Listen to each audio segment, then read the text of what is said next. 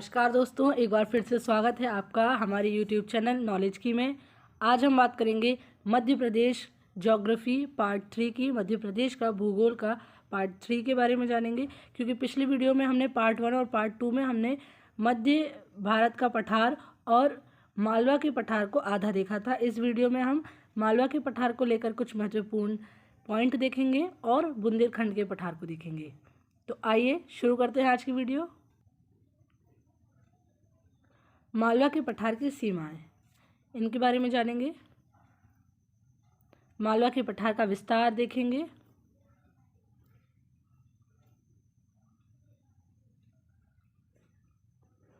तो मालवा के पठार का विस्तार अरावली पर विंध्य पर्वत श्रृंखला के मध्य स्थित है। मालवा के पठार के अंतर्गत अवस्थित विंध्याचल पर्वत श्रृंखला गंगा व यमुना के बेसिन के मध्य जल विभाजक का काम करती हैं। तो गंगा बेसिन और यमुना बेसिन के बीच में विंध्याचल पर्वत श्रृंखला जल विभाजक का कार्य करती है। और मालवा के पठार के अंतर्गत प्रदेश के 18 जिले आते हैं: मंदसौर, उज्जैन, रतलाम, इंदौर, देवास, झाबुआ, धार, अलीराजपुर, आगरमालवा, शाजापुर, राजगढ़, सीहोर, भोपाल, विदिशा, रायसेन, गुना, अशोकनगर और सागर। ये क्वेश्चन पूछ चुके हैं फॉरेस्ट गार्ड सर्विस 2016 में।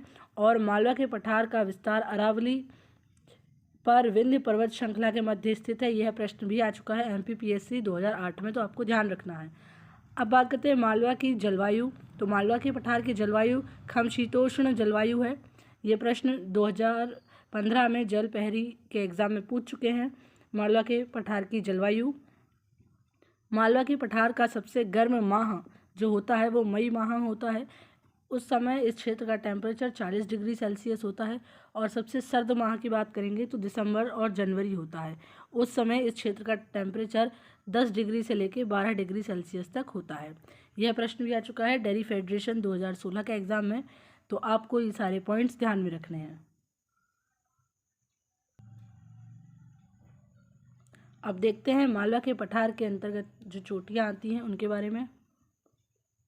तो मालवा के पठार की औसतन ऊंचाई जो है वो 500 मीटर है। सिगार चोटी जो कि मालवा के पठार की सबसे ऊंची चोटी है, इसकी ऊंचाई 881 मीटर है। जानापावा की पहाड़ी, इसकी ऊंचाई 848 मीटर है। धजारी चोटी, इसकी ऊंचाई 810 मीटर है। और गोमनपुर चोटी, इसकी ऊंचाई 510 मीटर है। तो हमने यहाँ देखा मालवा के पठार की औसतन ऊंचाई 500 मीटर है। और सिगार चोटी जो कि इस क्षेत्र की, इस पठार की सबसे ऊंची चोटी है, उसकी ऊंचाई 881 मीटर है। जानापावा की पहाड़ी जो कि दूसरी सबसे बड़ी चोटी है इस पठार की, उसकी ऊंचाई 848 मीटर है। धजारी चोटी जो कि तीसरी सबसे ऊंची चोटी है इस पठार की, उसकी ऊंचाई 810 मीटर है। और सबसे छोटी चोटी जो है वो गोमनपुर चोटी है, उसकी ऊंचाई 510 मीटर है। अब बात करते हैं प्राकृतिक बनावट के आधार पर मालवा के पठार को 4 भागों में विभाजित किया गया है: उत्तर पूर्व पठार क्षेत्र,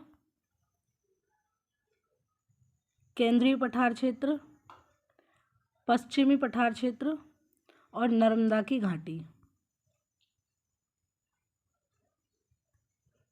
तो यहाँ हम देखेंगे उत्तर पूर्व पठार क्षेत्र जो है उसके अंतर्गत विदिशा, बेसनगर, उदयगिरी और ग्यारसपुर आता है।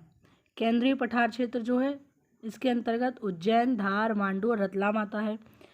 पश्चिम पठार क्षेत्र जो है इसके अंतर्गत मंदसौर और धमनार आता है। और नर्मदा की जो घाटी है इसके अंतर्गत महेश्वर, बाग, ऊन और नेमावर आता है। पॉइंट्स देखते हैं, कुछ महत्वपूर्ण पॉइंट्स जानते हैं।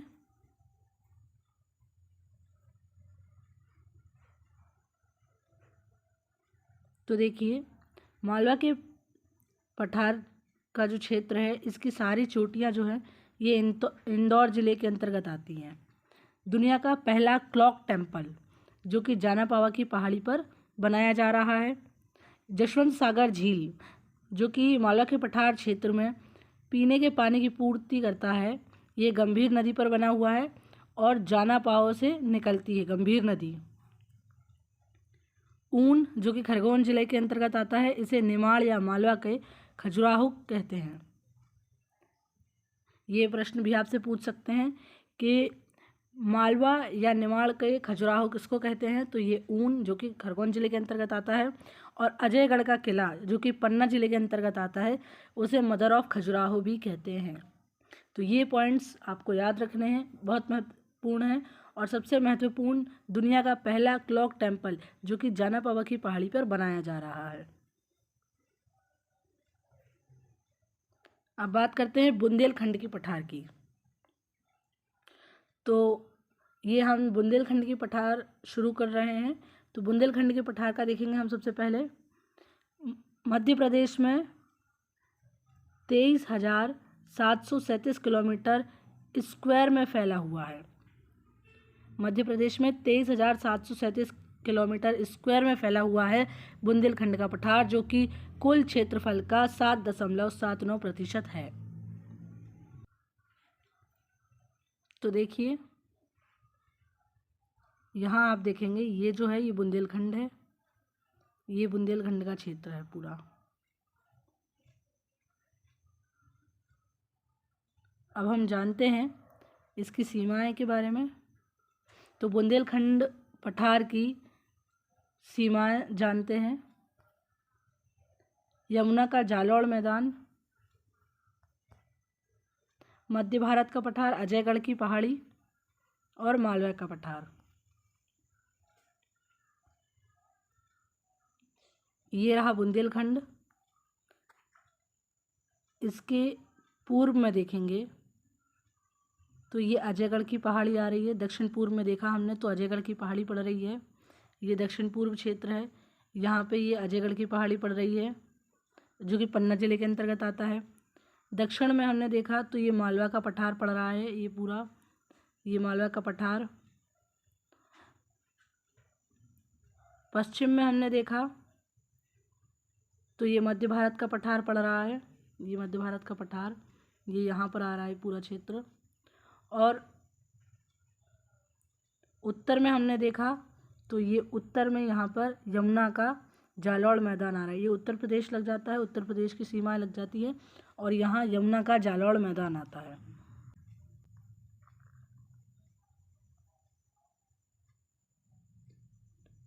बुंदेलखंड का पठार, यह मध्य प्रदेश के उत्तर भाग में बुंदेलखंड पहाड़ी आती है, और या फिर ये कह सकते हैं कि बुंदेलखंड के जो पठार है वह मध्य प्रदेश के उत्तरी भाग में विस्तृत है। यह प्रश्न भी पूछ चुके हैं, रूरल हॉर्टिकल्चर एक्सटेंशन ऑफिसर 2016 के एग्ज़ाम में आया था कि बुंदेलखंड की पहाड़ी किस क्षेत्र में फैली हुई है, तो उत्तर भाग में, मध्य प्रदेश का उत्तरी भाग, जहाँ पर बुंदेलखंड की पठार का विस्तार है। बुंदेलखंड पठार के अंतर्गत भिंड, दतिया, शिवपुरी, सागर, पन्ना, छतरपुर, टीकमगढ़, निमाड़ी एवं उत्तर प्रदेश के झांसी, जालौन, हमीरपुर, ललितपुर और बांदा जिला आता है। तो मध्य प्रदेश के भिंड, दतिया, शिवपुरी, सागर, पन्ना, छतरपुर, टीकमगढ़, निमाड़ी आता है, और उत्तर प्रदेश के झांसी, जालौन, हमीरपुर, ललितपुर और बांदा जिला आता है। तो ये आपको याद रखना है कि मध्य प्रदेश में कौन से ज़िले पड़ते हैं बुंदेलखंड की पठार पे, और उत्तर प्रदेश में कौन से ज़िले पड़ते हैं बुंदेलखंड के पठार में। इस पठार के अंतर्गत अशोकनगर, चंदेरी, भिंड, ग्वालियर, शिवपुरी ज़िले के कुछ भाग आते हैं। ये पूरे नहीं आते, ये कुछ भाग आते हैं। सीमाएं लगी हैं। शिशुपाल की राजधानी चंदेरी इसी पठार पर आती है। इसी पठार के अंतर्गत शिशुपाल, राजा शिशुपाल जो थे, उनकी राजधानी चंदेरी आती थी।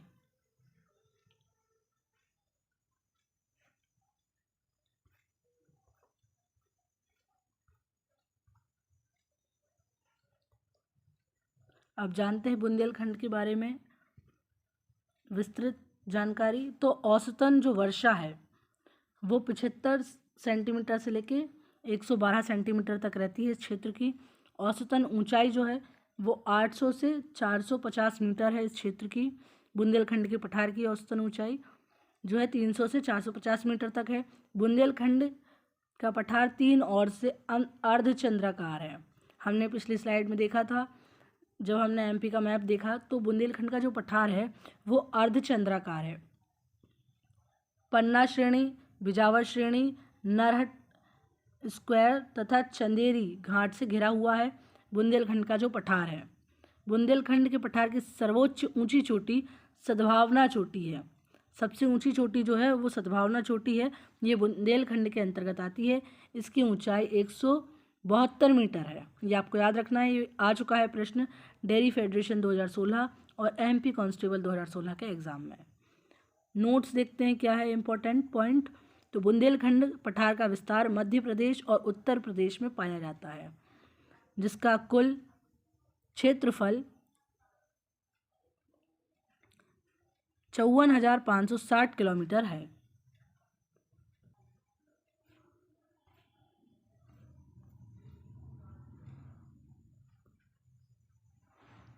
बुंदेलखंड के पठार के अंतर्गत जो मिट्टी आती है वह मिट्टी काली, लाल व सम्मिश्रित तथा बुलाई मिट्टी आती है। बुंदेलखंड के पठार में काली, लाल, सम्मिश्रित तथा बुलाई मिट्टी पाई जाती है।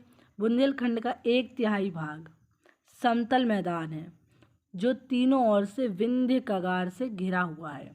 विंध्य कगार इस पठार से प्रभावित होने वाली यमुना की सहायक नदियाँ धसान, केन, बेतवा आदि नदियाँ हैं जो उत्तर पूर्व की ओर सकरी घाटियों से प्रभावित होती हैं।